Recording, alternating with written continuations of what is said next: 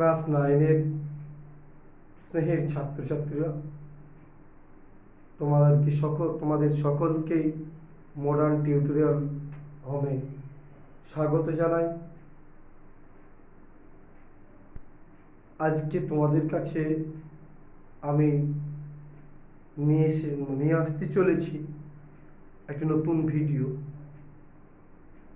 যা হচ্ছে ইটালির ঐক্য আন্দোলনে গেরিবল্ডির অবদান। ইটালির ঐক্য আন্দোলনে গেরিবল্ডির অবদান ভূমিকা। আগে আমি বেশ কিছু বলতে চাই। সেটা হচ্ছে যে তোমরা তোমাদের লক্ষ্যে এক থাকো, লক্ষ্যে এবং সেই লক্ষ্যে পৌঁছানোর জন্য তোমরা তোমাদের লড়াই চালিয়ে যাও। এটাই আমার কামনা, এবং সঙ্গে সঙ্গে নিজের কাজ খুব ভালোভাবে করো। ঠিক আছে, শুরু করা যাক। ইটালির ঐক্য আন্দোলনে গেরিবল্ডির অবদান, ভূমিকা। গেরিবল্ডি ছিলেন জোসেফ ম্যাসিনির সুযোগ্য শিষ্য, তার অনুগত ও বিশ্বস্ত। গেরিবল্ডি ছিলেন জোসেফ ম্যাসিনির সুযোগ্য শিষ্য, বিশ্বস্ত ও অনুগত সৈনিক। গেরিবল্ডি সাহস, দেশপ্রেম ও আত্মোৎসর্গের এক উজ্জ্বল দৃষ্টান্ত স্থাপন করেন। সাহস, দেশপ্রেম ও আত্ম উৎসর্গের এক উজ্জ্বল দৃষ্টান্ত স্থাপন করেন। রাজনৈতিক জীবন। ভূমিকাতে বলবে যে জোসেফ ম্যাসিনির সুযোগ্য শিষ্য ছিলেন গেরিবল্ডি। গেরিবল্ডি ছিলেন ম্যাসিনির অনুগত, বিশ্বস্ত একজন সৈনিক। আর তার দেশপ্রেম, সাহস ও আত্মোৎসর্গের উজ্জ্বল দৃষ্টান্ত স্থাপিত হয়েছে ইউরোপের ইতিহাসে। রাজনৈতিক জীবন। 1836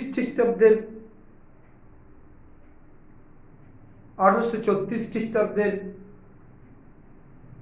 সময়ে জোসেফ ম্যাসিনির কাছে গেরিবল্ডি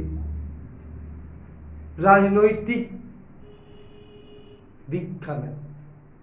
তাকে গুরু হিসাবে গ্রহণ করেন এবং ইটালির ঐক্য আন্দোলনে তিনি ঝাঁপিয়ে পড়েন। কিন্তু ইটালির ঐক্য আন্দোলন ব্যর্থ হলে তাকে চলে যেতে হয় দক্ষিণ আমেরিকায় নির্বাসনে। 1848 খ্রিস্টাব্দ পর্যন্ত তিনি দক্ষিণ আমেরিকায় নির্বাসন জীবন কাটান। এরপর তিনি ফিরে আসেন রোমে। সেখানে গুরু ম্যাসিনির সঙ্গে যোগ দিয়ে ইটালিতে প্রজাতন্ত্র প্রতিষ্ঠার এক নব পরিকল্পনা করেন। এটা তার রাজনৈতিক জীবনের সূত্রপাত। তার চরিত্রকে বিশ্লেষণ করলে, গেরিবল্ডির রাজনৈতিক জীবনকে বিশ্লেষণ করলে যে কতগুলি দিক আমাদের সামনে ফুটে উঠে, তা হলো, প্রথমে বলছি দেশপ্রেম। একজন সাধু সন্ত যেভাবে ঈশ্বরকে ভালোবাসেন, যেভাবে ঈশ্বরের জন্য নিজেকে সমর্পিত করেন, নিজেকে উৎসর্গ করার জন্য প্রস্তুত থাকেন, গেরিবল্ডি তেমনই ভাবে দেশ মাতাকে, স্বদেশকে গভীরভাবে ভালোবাসতেন এবং দেশ মাতার চরণে নিজেকে সমর্পিত করার জন্য সর্বদাই প্রস্তুত থাকতেন। এটা হচ্ছে তার দেশপ্রেম, তার চরিত্রের বিশেষ দিক। এরপর নেপলস ও সিসিলি জয়। ফ্রান্সের বুর্বো রাজবংশের অধীনে ছিল দক্ষিণ ইটালির নেপলস ও সিসিল। নেপলস ও সিসিল ছিল ফ্রান্সের বুর্বো রাজবংশের অধীনে। ফেব্রুয়ারি বিপ্লবের সময় গেরিবল্ডি সেখানকার অধিবাসীদের আহ্বানে লাল কর্তা বাহিনী নিয়ে, অর্থাৎ রেড শার্ট বাহিনী নিয়ে ঝাঁপিয়ে পড়েন এবং তার নেতৃত্বে নেপলস ও সিসিলস ইটালির অধীনে চলে আসে। তিনি ইটালির অধীনে চলে আসেন। দীর্ঘকাল ফ্রান্সের অধীনে থাকা নেপলস ও সিসিলকে তিনি দখল করেন এবং তিনি চেয়েছিলেন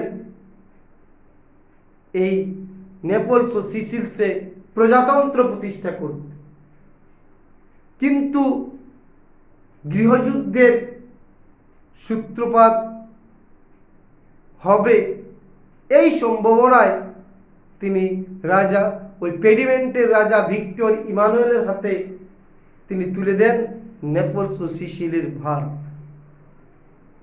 সিসিলের ভার তিনি তুলে দেন। আপোষ বিরোধী সংগ্রাম তার চরিত্রের বিশেষ দিক। কোন রাজনৈতিক দলের সঙ্গে, কোন রাজনৈতিক নেতৃবৃন্দের সঙ্গে তিনি আপোষ করেননি। তিনি চেয়েছিলেন সংগ্রাম করতে, আর সেই সংগ্রামের একটাই অর্থ, যুদ্ধ আর অস্ত্র এবং যুদ্ধই শেষ কথা বলবে, এটা তিনি বিশ্বাস করতেন। আপোষ বিরোধী সংগ্রাম তার চরিত্রের বিশেষ দিক। এরপর রয়েছে প্রজাতন্ত্র প্রতিষ্ঠার চেষ্টা। নেপলস ও সিসিলসে তিনি প্রজাতন্ত্র প্রতিষ্ঠার চেষ্টা করেন, কিন্তু দেশপ্রেমী গেরিবল্ডি উপলব্ধি করেন নেপলস ও সিসিলসে প্রজাতন্ত্র প্রতিষ্ঠা করতে গেলে ইটালিতে গৃহযুদ্ধ লেগে যেতে পারে। তাই রাজা পেডিমেন্টের রাজা ভিক্টর ইমানুয়েলের হাতে তিনি নেপলস ও সিসিলসের ভার তুলে দেন। এরপর আমরা বলতে পারি তার চারিত্রিক মূল্যায়ন। ইউরোপের ইতিহাস আলোচনা করলে গেরিবল্ডির মতো সাহসী দেশপ্রেমী ও স্বদেশ উৎসর্গকৃত প্রাণ খুব কমেই পাওয়া যায়। অথচ খুবই দুঃখের বিষয়, মাত্র 51 বছর বয়সে তিনি রাজনীতি থেকে সরে আসেন। এটাই গেরিবল্ডির অবদান। গেরিবল্ডির অবদানে বলবে ভূমিকাতে জোসেফ মেসসিনির সুযোগ্য শিষ্য ও তার অনুগত ও বিশ্বস্ত সৈনিক গেরিবল্ডি সাহস, স্বদেশপ্রেম ও আত্ম উৎসর্গের এক উজ্জ্বল দৃষ্টান্ত স্থাপন করেন। রাজনৈতিক জীবন 1836 খ্রিস্টাব্দে তিনি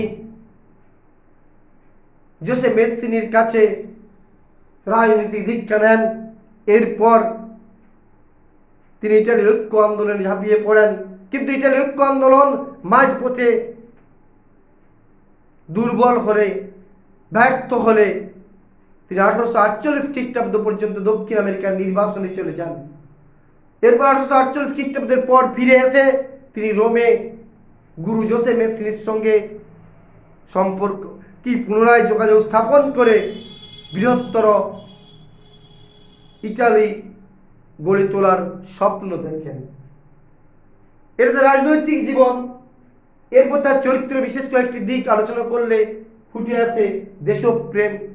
একজন সাধু সন্ত যেভাবে ঈশ্বরকে ভালোবাসেন, ঈশ্বরের চরণে নিজেকে সমর্পিত করেন, গেরিবল্ডি তেমনি স্বদেশের চরণে নিজেকে উৎসর্গ করার জন্য প্রস্তুত ছিলেন এবং স্বদেশকে তেমনি ভালোবাসতেন। এরপর আপোষ বিরোধী সংগ্রাম তার চরিত্রের। তিনি কোন রাজনৈতিক দলের সঙ্গে, কোন রাজনৈতিক নেতৃবৃন্দের সঙ্গে আপোষ করেননি। তিনি চেয়েছিলেন যুদ্ধ ও অস্ত্রের মাধ্যমে ইটালিতে ঐক্য সাধন, একতা নিয়ে আসতে হবে। এরপর প্রজাতন্ত্র প্রতিষ্ঠার চেষ্টা। তারপর আগেই যে প্রজাতন্ত্র প্রতিষ্ঠার চেষ্টায় বলবে যে দক্ষিণ ইটালি নেপলস ও সিসিলস দীর্ঘকাল ফ্রান্সের বুর্ব রাজবংশের অধীনে ছিল, কিন্তু তিনি সেখানকার বাসিন্দাদের অনুরোধে লাল কর্তা বাহিনী নিয়ে ঝাঁপিয়ে পড়েন এবং বহুদিন ফ্রান্সের অধীনে থাকা নেপলস ও সিসিলিকে তিনি দখল মুক্ত করেন। এবং প্রজাতন্ত্র প্রতিষ্ঠার চেষ্টা করতে গেলে তিনি বুঝতে পারেন যে ইটালিতে গৃহযুদ্ধ লেগে যেতে পারে, তাই তিনি পেডিমন্টের রাজা ভিক্টর ইমানুয়েলের হাতে সেখানকার ক্ষমতা তুলে দেন। আর মূল্যায়নে বলবে যে গেরিবল্ডির মতো স্বদেশ প্রেমী, সাহসী বীর পুরুষের সন্ধান ইউরোপীয় ইতিহাসে খুব কমেই পাওয়া যায়। তার নিরন্তর প্রয়াসের জন্য ইতালির ঐক্য এর পথ অনেকটা মসৃণ হয়। দুঃখের বিষয়, মাত্র 51 বছর বয়সে তিনি রাজনৈতিক জীবন থেকে সরে যান। ঠিক আছে, পরের ভিডিওতে আমি আরো কিছু নিয়ে আলোচনা করব। ভালো থেকো, সুস্থ থেকো, নিজের কাজ চালিয়ে যাও। ঠিক আছে।